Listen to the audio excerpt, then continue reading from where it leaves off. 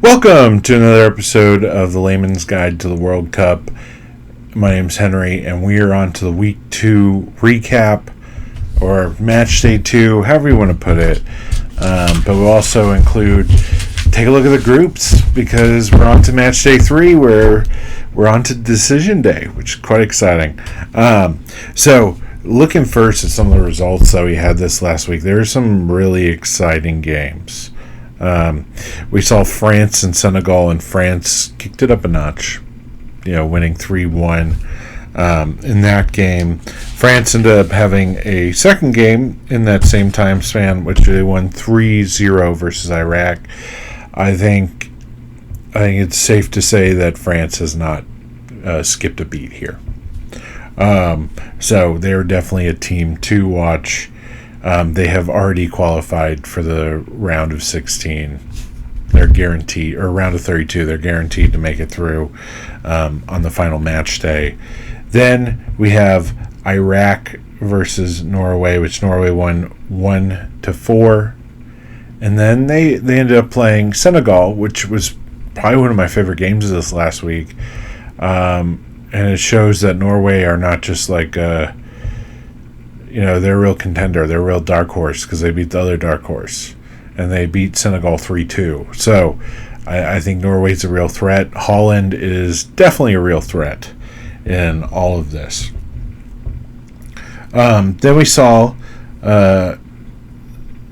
sorry, I lost my place. Argentina, Algeria, Messi doing Messi things. He won 3-0 with Argentina.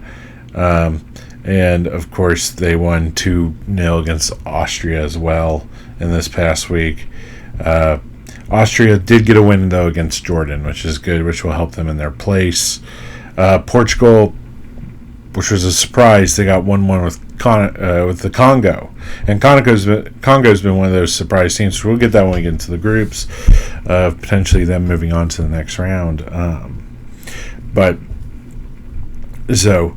But then Portugal won 5-0 against Uzbekistan. So that's good for them in their standings. They're turning things on. Uzbekistan's not the most exciting opponent, but they need that momentum.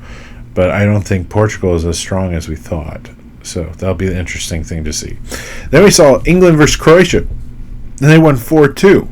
And then Ghana did a master class in parking the bus. Because I was thinking, wow, I think this might be England's tournament.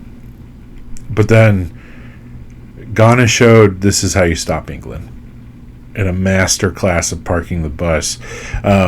Parking the bus, for people that don't watch soccer, you think of it's the mentality of basically being fully defensive in front of goal and making it really hard for your opponents to get through. And that's kind of what parking the bus. There's some teams that just do it, and there's some that actually do it really well tactically to make sure, and then they play on the counter with that, which is what Ghana was trying to do. But ultimately they got 0-0 draw with England, which I think is a great result for Ghana. Then next up we got Uzbekistan won. They lost 3-1 to Colombia, which Colombia looked really good in this game. But it was a little rougher last night with Colombia versus Congo, which I thought was a good game. Congo played really well. They were able to hold back that. Their goalkeeper played like a masterclass in defense. But he, against this Colombian team, has a lot of lethal attackers. So it was a surprise there with that.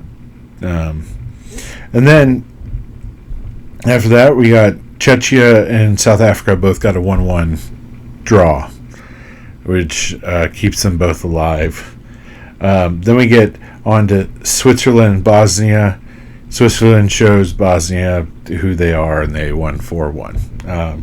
So Switzerland is now kicking in high gear. And same with Canada. Canada won 6-0 against Qatar, which is also kind of a hard game to watch. There's 2 red cards, and there's a tackle, one of the Canadian players, Kone, that gave him a fracture in both legs.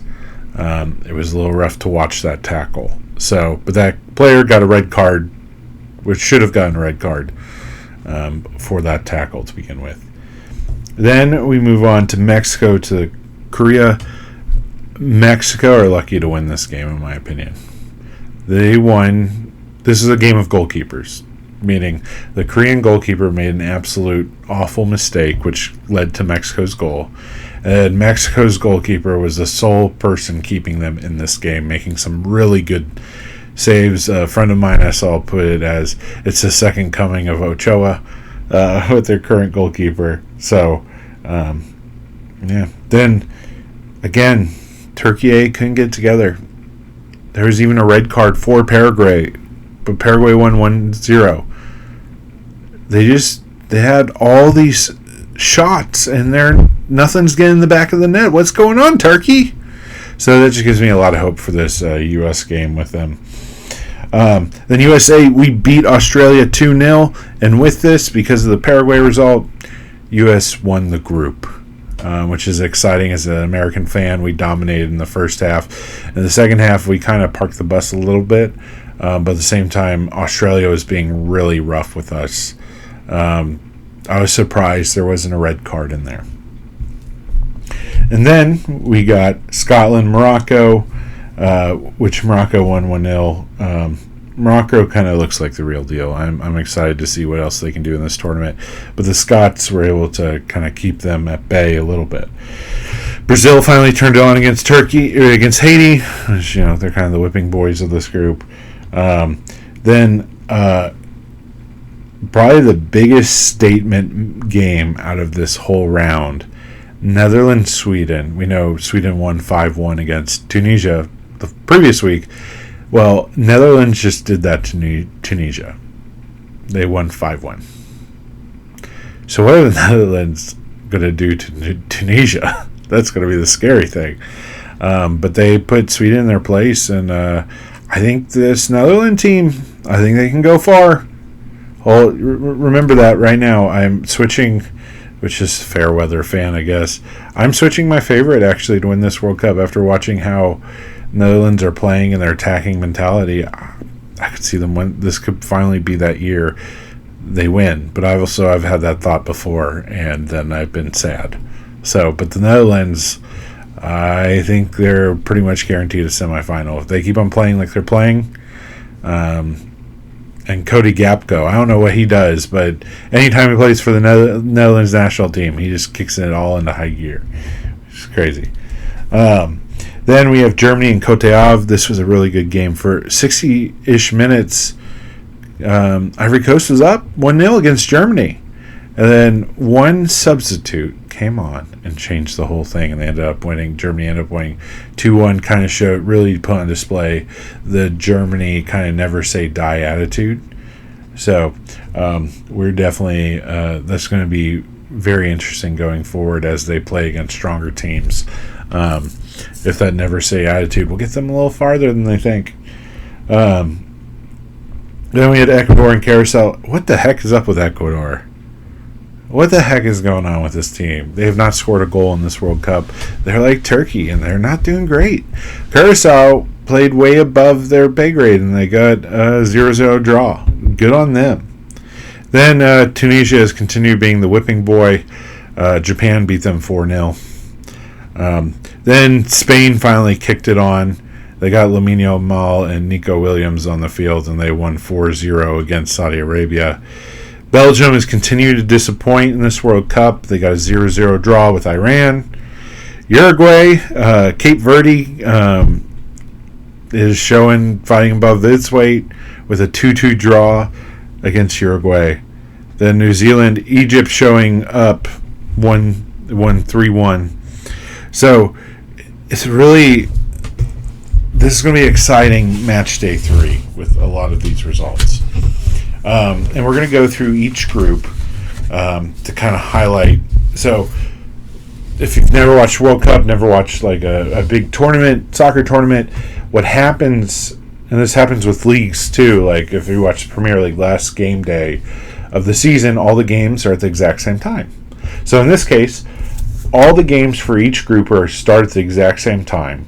It's so neither team can kind of have an advantage going into a game knowing, I just need to do this now because they, lost, So it allows it to be more competitive and unpredictable. So these games start today for Matchday 3, and that is starting with Group B. Now, Group B is Canada, Switzerland, Bosnia, and Qatar.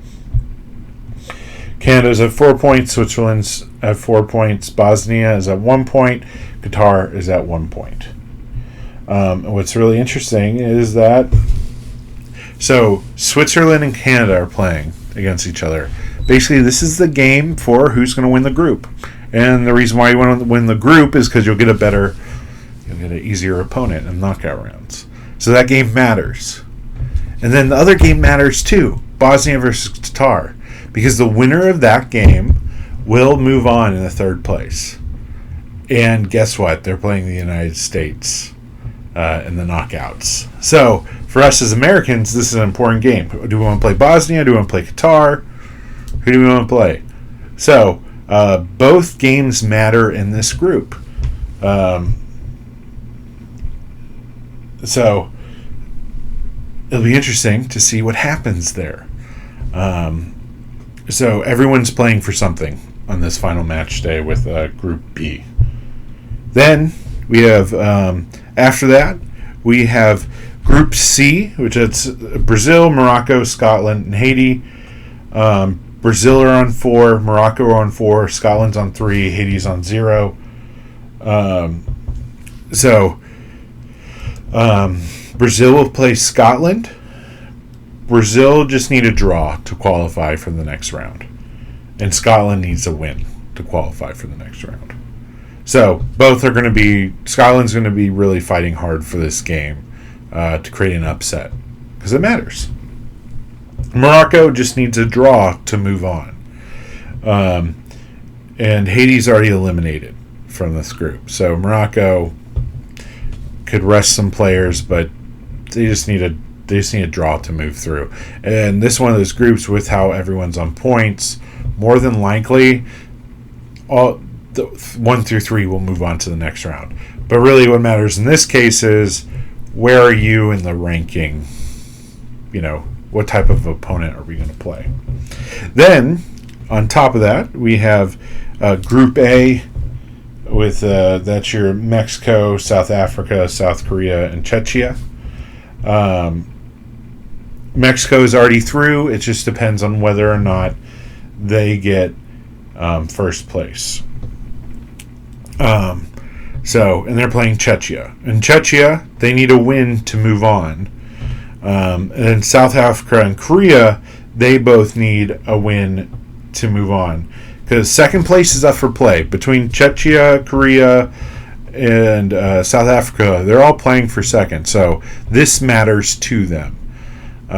So Mexico's not going to have a cakewalk with their game with Czechia because they'll be playing hard.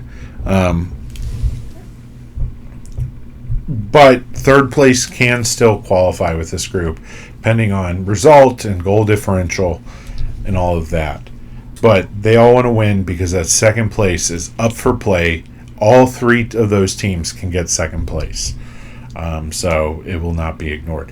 Heck, first place is up for play with Korea. If Mexico lose and Korea has a better goal differential, they have the potential to win the group. So that will be interesting in how that plays out. Then tomorrow we have our next match day. And it'll start with Group E. Group E is Germany, Ecuador, Ivory Coast, Curacao. Germany, already through. So it's same situation as the previous group, as Group A. Ecuador, Ivory Coast, and Curacao are all fighting for second. So all the games matter. Because Ecuador will be playing Germany, and Curacao is playing Ivory Coast. So Curacao, if they win against Ivory Coast, they have the opportunity to go on to the next round of the World Cup, and that's exciting. They've kind of been a Cinderella story for them. So do they have the fight? Where Ivory Coast has looked really good. But they can, on goal difference, was supposed to be hard because, Germany beat Curacao 7-1. So, unless they really blow out Curacao, it'll be hard to get first place, but it is possible, and it's also dependent on Germany losing as well. So, but all three of those teams are live on this last match day, so they'll be fighting to get that second place and qualify and move through. Then we have Group F, which is Netherlands, Japan, Sweden, Tunisia. Tunisia, of course, is already eliminated. And the games will be Tunisia versus Netherlands and Japan versus Sweden. Netherlands are already through, pretty much. They just need a draw, and it's guaranteed through. And they have the best goal differential in this group, so as well. But if they just play Tunisia like all the other teams, Tunisia's going to have a big blowout there. But what's more interesting is really that Japan-Sweden game.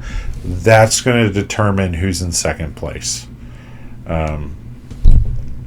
Because Japan is on 4 points, Sweden's on 3 points.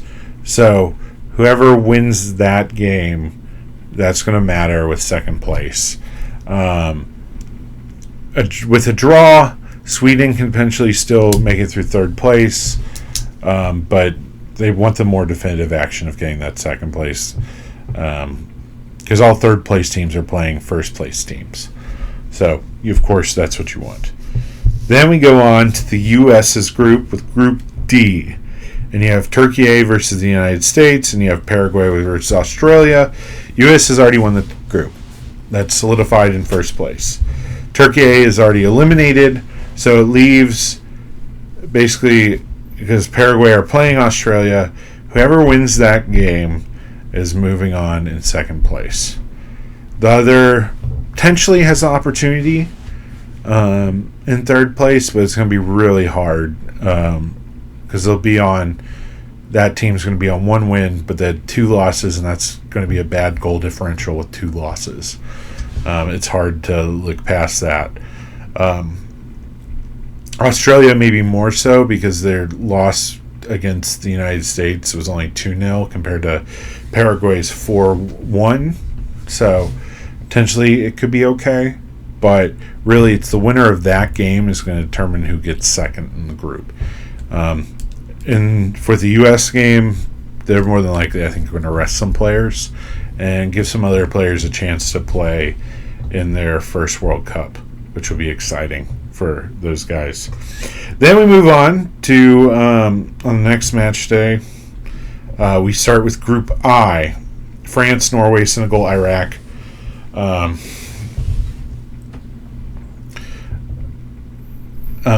This is an interesting group because you have France versus Norway.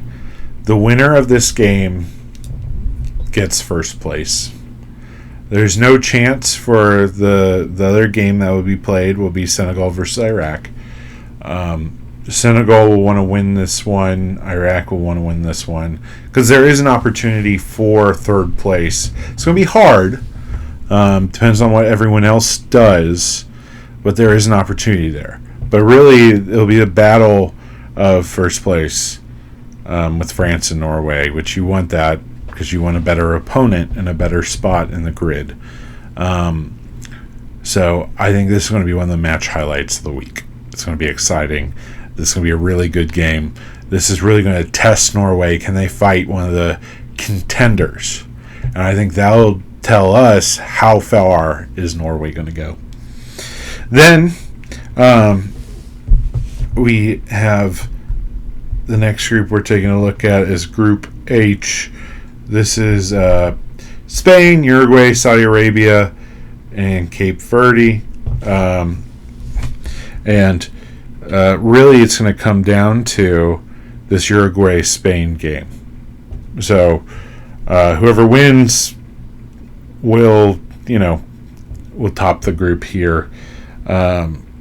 Cape Verde, if they beat Saudi Arabia, they have an opportunity here to potentially get into second place, but at the very least be in third place and actually be in a good position in third place to be a third place team. So they're going to be playing hard against Saudi Arabia. In this game, since they're still to play first or second, Uruguay and Spain will be playing because they want that opportunity to have a better opponent. So everything's on the line in this group. Then we move on to Group G, which is Belgium, Egypt, Iran, New Zealand. This is probably the most open group because there's been a lot of draws in this group. So New Zealand versus Belgium. You have Egypt versus Iran. So really, all these teams just want to win. If they win, that puts them in a good position. Whichever two teams win, if there's wins in this, that will be your first and second place. There's a bunch of different scenarios on who's in first and who's in second based on who wins, but all four of these teams are fighting for a position to move on. So these two games, I think, are going to be ultra competitive. And what is exciting is basically whoever wins this group will potentially be the United States opponent for if they win their game, and we'll see them in the round of 16, which right now is being predicted for Egypt to be the winner of this group. So in Egypt, round of 16, I would take that. That's not too bad. That's a winnable game for us. So this group, as American fans, we want to pay attention. Then we go on to Group L on the following day. That's our last group. Panama is already eliminated, and pretty much England got this in the bag. It will be England versus Panama and Croatia versus Ghana. So that Croatia versus Ghana game, though, is going to be very important for those teams going to go through. They're both on one win, so if England ties Panama and one of these teams wins, they top the group. England gets second, but if England wins, they'll get first, and then really it's a battle of which of these two teams will take that second spot. Panama is completely eliminated, but there's still an opportunity for third place with this little group here. Then we have on to Group K, and this is going to be another really tasty game, and that is Colombia versus Portugal. Colombia has already qualified for the next round. They've gotten both wins. So, and if Portugal wins, they'll get first place in this group. But if they draw, Colombia will be in first place. So Colombia just need a draw for this result. And that'll be good enough for them to be first. They've already qualified for the next round. But, you want that better pole position first place. Then that means, though, the other game in this group, Congo and Uzbekistan, Congo will be fighting for that third place. They want that third place potential, which I think if they do beat Uzbekistan, there's a high likelihood that they will be a third place team, which is exciting for them, especially this being their first World Cup since '84. Then you have Jordan versus Argentina. Argentina already won this group. So really, Algeria and Austria are fighting for second place. And Jordan,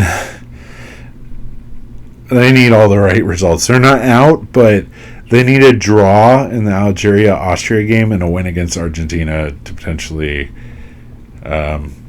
do anything in this group.